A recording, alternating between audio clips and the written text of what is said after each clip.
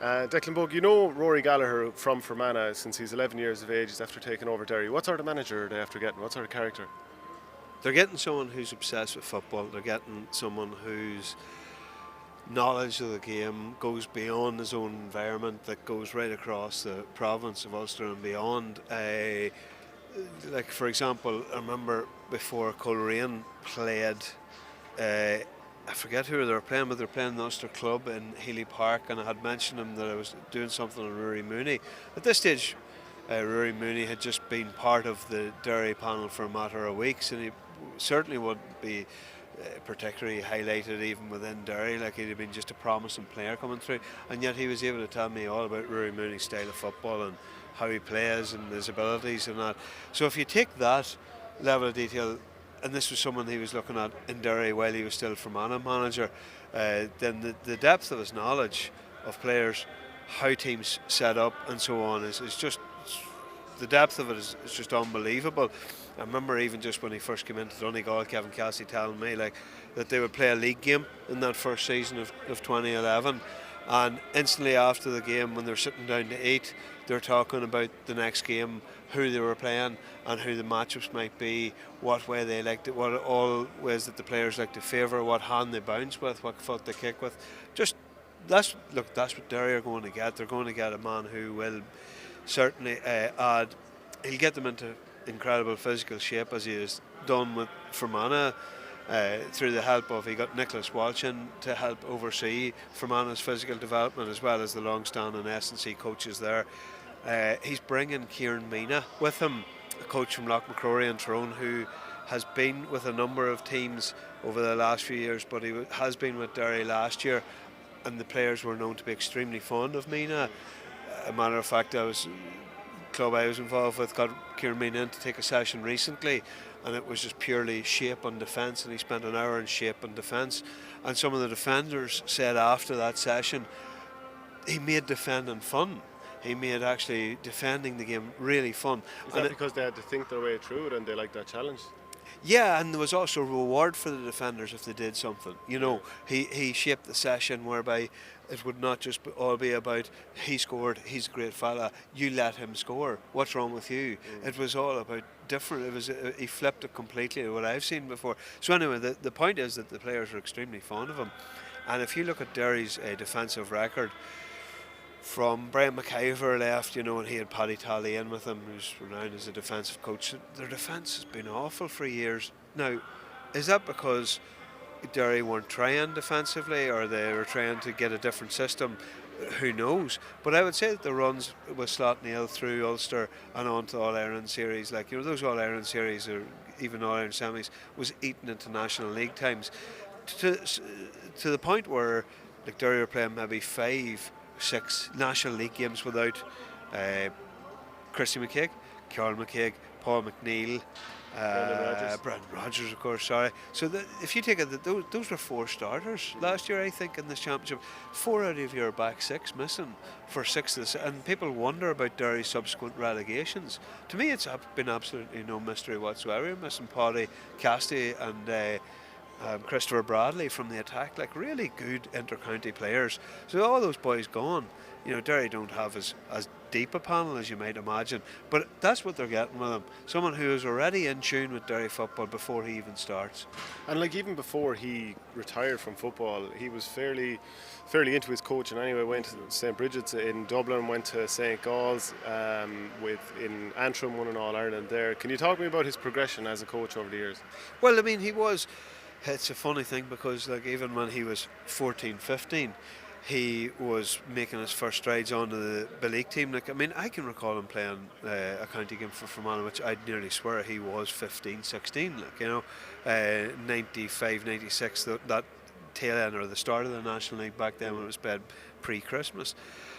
But even within Erin Gales and B-League, like, he was coaching teams when he was 14, 15. He was taking the under-12s, helping out with them. And if you're that much into coaching, then obviously the opportunity to go and work in St Bridget's when Dublin football was being revolutionised, and he was there from the very grassroots of that, from the very start. Then he went to he sort of, you know, he had a spell. He went to Crossterlock and Cavan, and he played a few league games with Cavan. I forget whether he actually played championship or not with Cavan. That season was 07. He went to St Gall's and was there for a couple of years. He went to move for a marketing job or a sales job in Belfast. His brother Ronan was already in St Gall's and had been there for about 7 years. But Lenny Harbison, the manager of St Gall's, he's current manager of Antrim now, of course. Lenny told me once that this entire first year he never really asked Rory any questions or what he thought of things. In the second year he just happened to ask a throwaway question, and he said he was there for an hour. Rory was talking and his thoughts, and outlined his ideas in it. And by the end of that season, St Gall's were All Ireland club champions. And it is a funny thing, because they are so used to playing sevens in St Gall's. They pride themselves. They've won the Kilmacud sevens a few times. They won it for a number of years, consecutive years there in recent times. But they played a very sevens game in a 15-a-side setting, where they would just keep the ball and they would just run down other teams by just keeping the ball away from them and counter-attacking, like moving back in numbers, no doubt, but keeping two men up front. And while it wasn't maybe blanket defence per se, like there was certainly set ideas of what a forward's role would be when they don't have the ball. When you think then, like, so he was with Martin McHugh and Sligo IT, and he won a Sigerson Cup with IT Sligo, yeah. And you were saying to me before that McHugh kind of recommended him to Jim McGuinness to get involved. Yes. And like, you know, it was talked of at the time of how much of an influence he had in how they played. So I'm going to jump forward a little bit and say that they won the All-Ireland, so he was part of the setup there. In his own right, he takes over Donegal. They don't win an Ulster title. He gets involved with Fermanagh, gets them promoted, gets them to an Ulster final. Doesn't win one, but then again, like that's not exactly failure with Fermanagh either. So he hasn't won anything in his own right as a manager, but that's probably a bit unfair on him, is it? Well, he won promotion. You know, like, give him that much. Well, championship silverware, I suppose, where I'm going. Yeah, but like, it's probably unfair, is it? Well, I mean, you're operating off a county Fermanagh have never won an Ulster title. Like, Donegal is the one I'd be more looking at. Donegal, yeah, certainly, but and it was it wasn't good to watch, and they weren't successful either. It's strange because I remember them playing their first game with Rory in charge in 2015 against Armagh in the athletic grounds, and at the time they identified certain weaknesses, like Armagh didn't help themselves either. I think the Tony Kiernan, Mark and Ryan McHugh ran riot that day, but they put an awful lot of high ball in on top of Paddy McBurty. I forget who was marking him, James Morgan I think, could be wrong on it, but I think that McBurty just made hay. And the whole talk after that, the narrative of that game, was that Rory Gallagher's made Donegal so much more exciting and brave to watch and all the rest. Then if you look at that, you know, that 2016 Ulster final, for example, he was beaten in the Ulster final in 2015 by Monaghan. Malachy O'Rourke got the better of him that day. They got the Ulster final then again the following year. And people tend to forget these things, like, you know, Victor's always right, the script and all the rest. But Donegal, I think, were a point ahead, and Colin McFadden had the ball around the D when Jonathan Munro, Tyrone sub, brilliant footballer who hasn't really been seen since he dropped off the panel the year after, he charged into McFadden. If that tackle had been made in the 3rd minute of the game, it's a free in. It wasn't given as a free in. Tyrone went up the top of the field and Sean Kavanagh scored the wonder point, and then Peter Hart added his shortly after, and Kieran McGeary then after. So like, Donegal were very, very close to winning that Ulster title, and then the 3rd year it did fall away on him.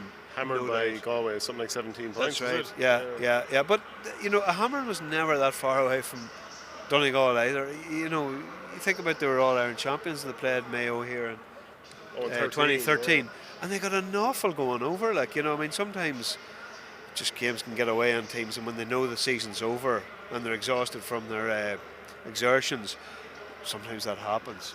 Do they have quality coming through in Derry? Like, they've been in 4 of the past 5 minor Ulster finals, and they've won 2. And they won the under-20 last year under Mickey Donnelly, and reached the Ulster final this year. Were beaten by a serious Tyrone team at Dara Canavan starring, but also Derry had 5 injuries going into that game. So yes, they do. They have a couple of the Downies are starting to come again, like, you know, the new generation, that Shea Downey and so on. Anton Tohal he has gone off to play Australian rules. Callum Brown the same, so they're missing him, and Conor Glass, like with Hawthorn. So maybe their best players are heading to Australia. It's a pity on them, but it's almost like a pathway has been established there for the best hand goals.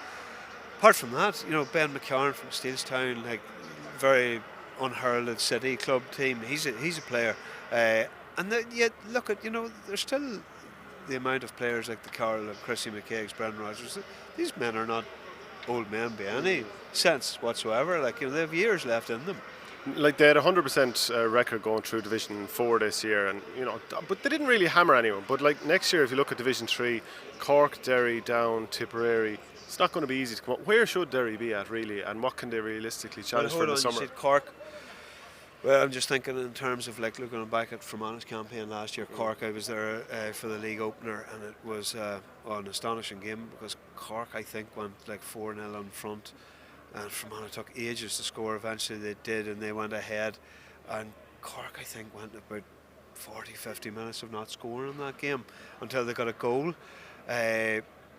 towards the end, and then Fermanagh had to get a late free that levelled it up.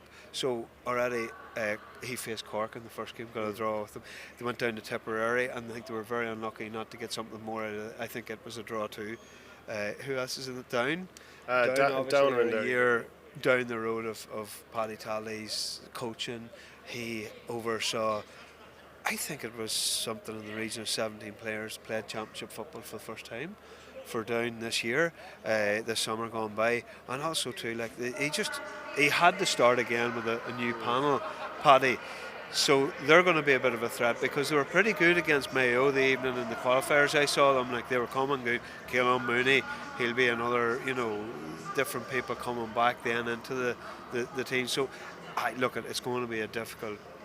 Division 3 is not simple whatsoever, but I do believe they have the quality to get out of there.